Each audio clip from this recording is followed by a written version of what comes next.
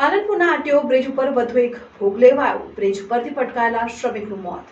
RTO circle પર બની રહેલો બ્રિજ શરૂ થાય તે પહેલા જ ગોઝારો બ્રિજ સાબિત થયો. પાલનપુરના આરટીઓ બ્રિજ ઉપર વધુ એક ભોગ લેવાયો.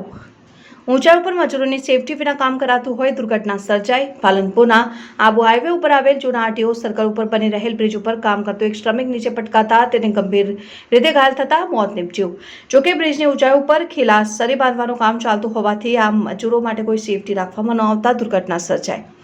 પાલનપુરમાં જૂની આરટીઓ કચેરી સર્કલ ઉપર બની રહેલ ઓવરબ્રિજ પર 6 માસ અગાઉ ગટર પડાવની દુર્ઘટનામાં 2 યુવકોના મોત નીપજ્યા છે, જેને લઈને બેદરકારી બદલ કામ કરતી એજન્સીને બ્લેકલિસ્ટમાં મુકાઈ છે. જેને લઈને આ બ્રિજનું કામ કોર્સમાં મુકાયું છે. જે બાદ તાજેતરમાં જ બ્લેકલિસ્ટમાં મુકાયેલ એજન્સીએ ફરી બ્રિજનું કામ સોંપવામાં આવ્યું હોય.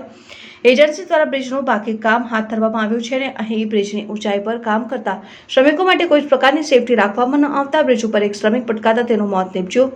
ગુરુવારે બ્રિજ ઉપર પંચમહાલ જિલ્લાના 13 જેટલા શ્રમિકો બ્રિજ ઉપર ખીલાસરી બાંધવાનું કામ કરી રહ્યા હતા.